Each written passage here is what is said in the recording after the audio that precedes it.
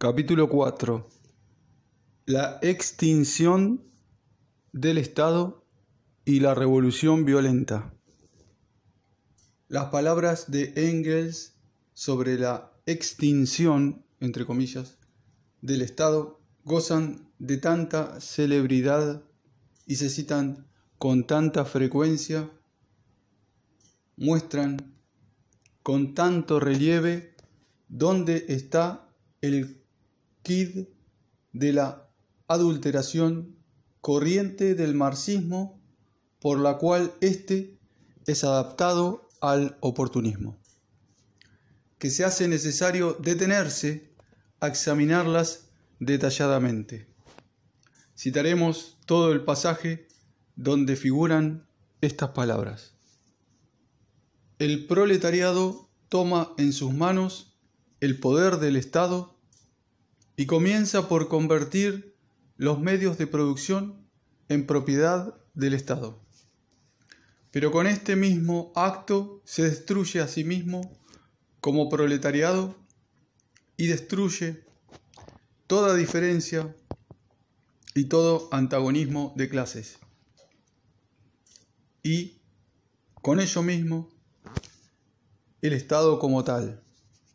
La sociedad hasta el presente, movida entre los antagonismos de clase, ha necesitado del Estado, o sea, de una organización de la correspondiente clase explotadora para mantener las condiciones exteriores de producción y, por tanto, particularmente para mantener por la fuerza a la clase explotada en las condiciones de opresión, la esclavitud, la servidumbre o el vasallaje y el trabajo asalariado, determinadas por el modo de producción existente. El Estado era el representante oficial de toda la sociedad. Su síntesis en un cuerpo social visible, pero lo era sólo como Estado de la clase que en su época representaba a toda la sociedad. En la antigüedad era el Estado de los ciudadanos esclavistas. En la Edad Media, el de la nobleza feudal. En nuestros tiempos es el de la burguesía. Cuando el Estado se convierta finalmente en representante efectivo de toda la sociedad, será por sí mismo superfluo. Cuando ya no exista ninguna clase social a la que haya que mantener en la opresión, cuando desaparezcan, junto con la dominación de clase, junto con la lucha por la existencia individual, engendrada por la actual anarquía de la producción, los choques y los excesos resultantes de esta lucha, no habrá ya nada que reprimir ni hará falta, por tanto, esa fuerza especial de represión, el Estado. El primer acto en que el Estado se manifiesta efectivamente como representante de toda la sociedad, la toma de posesión de los medios de producción en nombre de la sociedad, es a la par su último acto independiente como Estado. La intervención de la autoridad del Estado en las relaciones sociales se hará superflua en un campo tras otro de la vida social y se adormecerá por sí misma. El gobierno sobre las personas es sustituido por la administración de las cosas y por la dirección de los procesos de producción. El Estado no será abolido, se extingue. Partiendo de esto es como hay que juzgar el valor de esa frase sobre el Estado popular libre, entre tildes, en lo que toca a su justificación provisional como consigna de agitación y en lo que se refiere a su falta absoluta de fundamento científico. Partiendo de esto es también como debe ser considerada la exigencia de los llamados anarquistas de que el Estado sea abolido de la noche a la mañana. Anti-Düring o La subversión de la ciencia por el señor Eugenio Düring, páginas 301-303 de la tercera edición alemana. Sin temor a equivocarnos, podemos decir que de estos pensamientos sobremanera ricos, expuestos aquí por Engels, lo único que ha pasado a ser verdadero patrimonio del pensamiento socialista en los partidos socialistas actuales es la tesis de que el Estado, según Marx, se extingue, entre comillas, a diferencia de la doctrina anarquista de la abolición, entre comillas, del Estado. Truncar así el marxismo equivale a reducirlo al oportunismo, pues con esta interpretación, entre comillas, no queda en pie más que una noción confusa de un cambio lento, paulatino, gradual, sin saltos ni tormentas, sin revoluciones. Hablar de extinción del Estado en un sentido corriente, generalizado, de masas, si cabe decirlo así, equivale indudablemente a esfumar, sino a negar la revolución. Además, semejante interpretación, entre comillas, es la más tosca tergiversación del marxismo. Tergiversación que solo favorece a la burguesía y que descansa teóricamente en la omisión de circunstancias y consideraciones importantísimas que se indican. Por ejemplo, en el resumen contenido en el pasaje de Engels, citado aquí por nosotros en su integridad.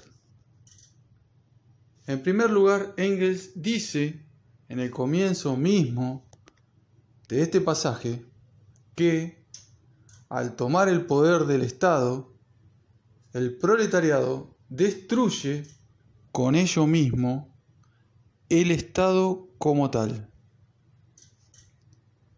No es uso pararse a pensar qué significa esto.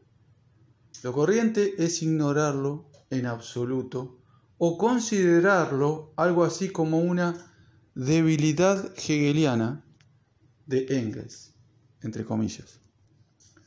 En realidad, en estas palabras se expresa concisamente la experiencia de una de las más grandes revoluciones proletarias, la experiencia de la Comuna de París de 1871, de la cual hablaremos detalladamente en su lugar. En realidad, Engels habla aquí de la destrucción del Estado, de la burguesía por la revolución proletaria, mientras que las palabras relativas a la extinción del Estado se refieren a los restos del Estado proletario después de la revolución socialista. El Estado burgués no se extingue, según Engels, sino que es destruido por el proletariado en la revolución. El que se extingue después de esta revolución es el Estado o semi-Estado proletario. En segundo lugar, el Estado es una fuerza especial de represión. Esta magnífica y profundísima definición de Engels es dada aquí por este con la más completa claridad, y de ella se deduce que la fuerza especial de represión del proletariado por la burguesía, de millones de trabajadores por un puñado de ricachos, debe sustituirse por una fuerza especial de represión de la burguesía por el proletariado, dictadura del proletariado. En esto consiste precisamente la destrucción del Estado como tal. En esto consiste precisamente el acto de la toma de posesión de los medios de producción en nombre de la sociedad. Y es de suyo evidente que semejante sustitución de una fuerza especial la burguesa, por otra, la proletaria, ya no puede operarse en modo alguno bajo la forma de extinción. En tercer lugar, Engels, al hablar de la extinción y, con frase todavía más plástica y colorida, del adormecimiento del Estado, se refiere con absoluta claridad y precisión a la época posterior a la toma de posesión de los medios de producción por el Estado en nombre de toda la sociedad, es decir, posterior a la Revolución Socialista. Todos nosotros sabemos que la forma política del Estado en esta época es la democracia más completa. Pero a ninguno de los oportunistas que tergiversan desvergonzadamente el marxismo se le viene a las mientes la idea de que, por consiguiente, Engels hable aquí del adormecimiento y de la extinción de la democracia. Esto parece a primera vista muy extraño, pero esto solo es incomprensible para quien no haya comprendido que la democracia también es un Estado y que, consiguientemente, la democracia también desaparecerá cuando desaparezca el Estado. El Estado burgués solo puede ser destruido por la revolución. El Estado en general, es decir, la más completa democracia, solo puede extinguirse. En cuarto lugar, al establecer su notable tesis de la extinción del Estado, Engels declara a renglón seguido, de un modo concreto, que esta tesis se dirige tanto contra los oportunistas como contra los anarquistas. Además, Engels coloca en primer plano la conclusión que, derivada de su tesis sobre la extinción del Estado, se dirige contra los oportunistas. Podría apostarse que de 10.000 hombres que hayan leído u oído hablar acerca de la extinción del Estado, 9.990 no saben u olvidan en absoluto que Engels no dirigió solamente contra los anarquistas sus conclusiones derivadas de estas tesis. Y de las 10 personas restantes, lo más probable es que 9 no sepan qué es el Estado Popular Libre y por qué al atacar esta consigna significa atacar a los oportunistas. Así se escribe la historia, así se adapta de un modo imperceptible la gran doctrina revolucionaria al filisteísmo dominante. La conclusión contra los anarquistas se ha repetido miles de veces, se ha vulgarizado, se ha inculcado en las cabezas del modo más simplificado, ha adquirido la solidez de un prejuicio. Pero la conclusión contra los oportunistas la han esfumado y olvidado, entre comillas. El Estado Popular Libre era una reivindicación programática y una consigna corriente de los socialdemócratas alemanes en la década del 70. En esta consigna no hay el menor contenido político, fuera de una filistea y enfática descripción de la noción de democracia. Engels estaba dispuesto a justificar, entre comillas, por el momento, esta consigna desde el punto de vista de la agitación, por cuanto con ella se insinuaba legalmente la República Democrática. Pero esta consigna era oportunista, porque expresaba no solo el embellecimiento de la democracia burguesa, sino también la incomprensión de la crítica socialista de todo Estado en general. Nosotros somos partidarios de la República Democrática como la mejor forma de Estado para el proletariado bajo el capitalismo. Pero no tenemos ningún derecho a olvidar que la esclavitud asalariada es el destino reservado al pueblo, incluso bajo la república burguesa más democrática. Más aún, todo Estado es una fuerza especial para la represión de la clase oprimida. Por eso, todo Estado ni es libre ni es popular. Marx y Engels explicaron esto reiteradamente a sus camaradas de partido en la década del 70. En quinto lugar, en esta misma obra de Engels, de la que todos citan el pasaje sobre la extinción del Estado, se contiene un pasaje sobre la importancia de la revolución violenta. El análisis histórico de su papel lo convierte a Engels en un verdadero panegírico de la revolución violenta. Esto nadie lo recuerda, entre comillas. Sobre la importancia de este pensamiento no es uso hablar ni siquiera pensar en los partidos socialistas contemporáneos. Estos pensamientos no desempeñan ningún papel en la propaganda ni en la agitación cotidiana entre las masas. Y, sin embargo, se hallan indisolublemente unidos a la extinción del Estado y forman con ella un todo armónico. He aquí el pasaje de Engels.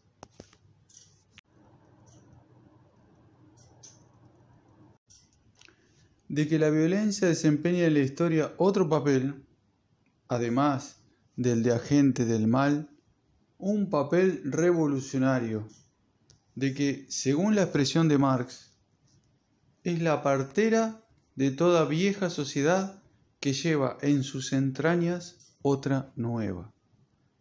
De que la violencia es el instrumento con la ayuda del cual el movimiento social se abre camino y rompe las formas políticas muertas y fosilizadas. De todo eso no dice una palabra el señor Dühring.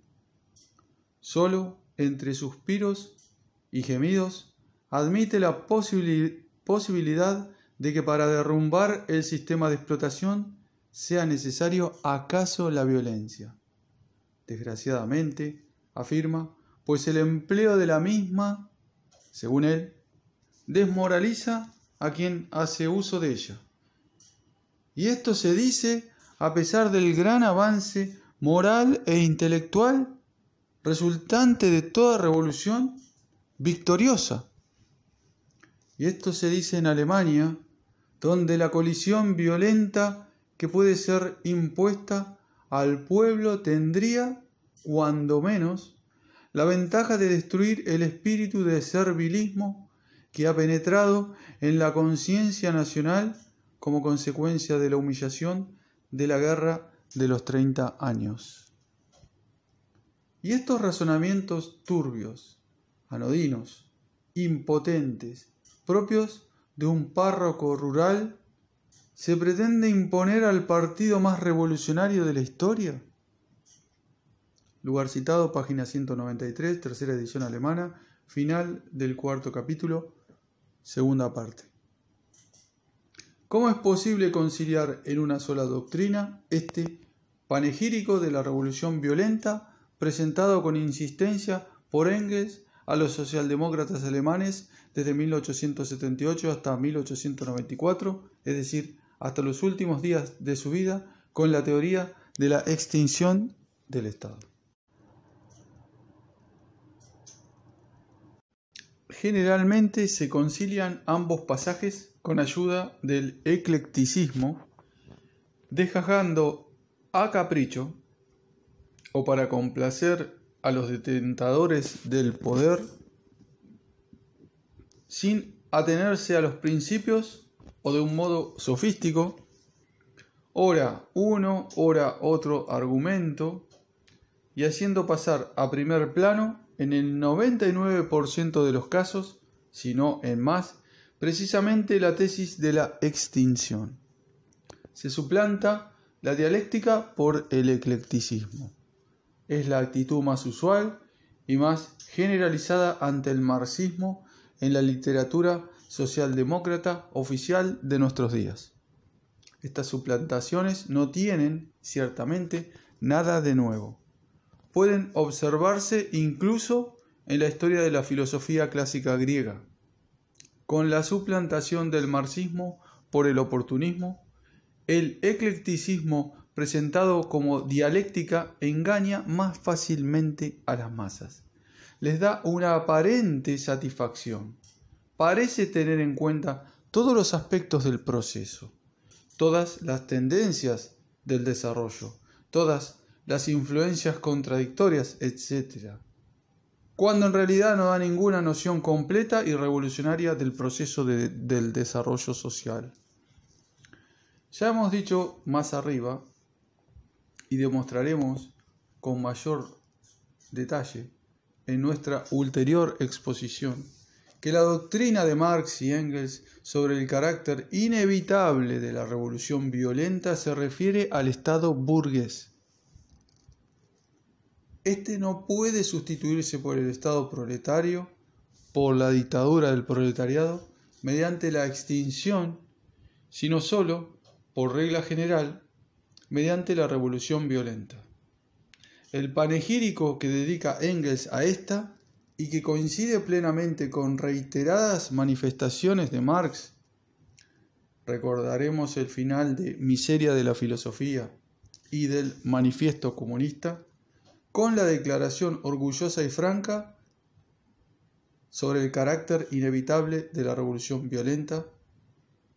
Recordaremos la crítica del programa de Gotha de 1875, cuando ya habían pasado casi 30 años, y en la que Marx fustiga implacablemente el oportunismo de este programa. Este panegírico no tiene nada de apasionamiento, nada de declamatorio, nada de arranque polémico. La necesidad de educar sistemáticamente a las masas precisamente en esta idea sobre la revolución violenta, es algo básico en toda la doctrina de Marx y Engels. La traición cometida contra su doctrina por las corrientes social chauvinista y gaussiana hoy imperantes se manifiesta con singular relieve en el olvido por unos y otros de esta propaganda, de esta agitación. La sustitución del Estado burgués por el Estado proletario es imposible sin una revolución violenta. La supresión del Estado proletario, es decir, la supresión de todo Estado, solo es posible por medio de un proceso de extinción. Marx y Engels desarrollaron estas ideas de un modo minucioso y concreto, estudiando cada situación revolucionaria por separado, analizando las enseñanzas sacadas de la experiencia de cada revolución. Y esta parte de su doctrina, que es incuestionablemente la más importante, es la que pasamos a analizar.